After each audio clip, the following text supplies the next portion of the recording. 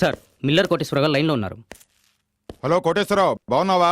ఆ టైగర్ హరిశ్చంద్ర ప్రసాద్ నా పంచి ఉడదీయించాడు. ఏంటి పంచి ఉడదీయించాడా? నేను ఢిల్లీలో ఉన్నాను. హరిశ్చంద్ర ప్రసాద్ జోలికి నువ్వెందుకు వెళ్ళావయ్యా?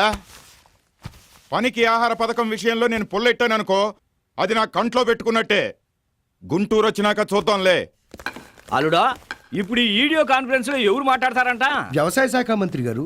Sir sir sir sir sir sir పనికి ఆహార పథకం విషయంలో తప్పు జరిగింది. ఆ విషయం వీడియో కాన్ఫరెన్స్ లో మంత్రి గారు చెప్పకండి సార్, మా ఉద్యోగాలు పోతాయి. మా రైతులు పట్టలు నింపేవారే గాని పొట్టలు కొట్టేవారు కాదు. తప్పని ఒప్పుకుంటున్నావు కదా? అవును సార్. కాబట్టి తప్పును సరిదిద్దుకోండి. సార్ ఏమయ్యా, రెడీయా?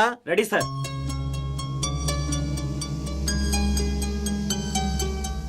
హలో బామ్మరిదే, నేనయ్యా నీ బావనే. నాకా రాష్ట్రానిక? వరసలు పెట్టి పిలుచుకోవడానికి మనం కలుసుకున్నది విడిదింట్లో కాదు, వీడియో కాన్ఫరెన్స్ లో. ఓహారిని. మీరు వ్యవసాయ మంత్రి, నేను రాష్ట్ర రైతు సంఘ నాయకుణ్ణి. అవునవును, క్షమించాలి. పనికి ఆహార పథకం బియ్యాన్ని పట్టించినందుకు మిమ్మల్ని నేను అభినందిస్తున్నాను. నేను మాత్రం విచారిస్తున్నాను. మబ్బు పట్టి వర్షం పడుతుందా అని ఆకాశం వంక చూడడం, ప్రభుత్వం రుణాలు మాఫీ చేస్తుందా అని పొద్దున్నే లేచి న్యూస్ పేపర్ చూడడం మా రైతుల దినచర్య అయిపోయింది. మీ ఇంట్లో పిల్లలు పంచపక్ష పరమాణాలు తింటుంటే అన్నదాత రైతన్న బిడ్డలు మధ్యాహ్న భోజన పథకంలో గుప్పెడు మెతుకుల కోసం చాప మీద చోటు కోసం పోటీ పడుతున్నారు సార్. వ్యవసాయం అంటే తెలియని వాళ్ళు వ్యవసాయ మంత్రులు అవుతున్నారు. వ్యవసాయాన్ని నమ్ముకున్న రైతులు కూలీలు అవుతున్నారు.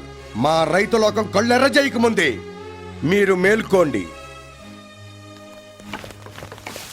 Excuse me sir. ఏంటమ్మా? మేము మా టీవీ నుంచి వచ్చామండి, మీ ఇంటర్వ్యూ కావాలి. నేను రాజకీయ నాయకుడిని కాదమ్మా, రైతుని. రాజకీయ నాయకుల ఇంటర్వ్యూలు బోర్ సార్. మీరు గొప్ప చదువులు చదివి విదేశాలకు వెళ్లే అవకాశం ఉన్నా కూడా ఇక్కడే రైతు బిడ్డగా బ్రతకాలనుకున్నారు. బియ్యం అక్రమంగా తరలిస్తున్న వారి ఆట పట్టించారు. ఆడపడుచుని ఏడిపించిన వాడి పంచ ఊడదీయించారు. మీలాంటి ప్రజల మంచి ఇంటర్వ్యూ తీసుకుందామని వచ్చాను సార్. ఇక్కడ పోనీ మీకు ఇక్కడ ప్రాబ్లం అయితే మీ ఇంటికి వచ్చి కలుస్తాను సార్. అలాగేనమ్మా. Thank you sir.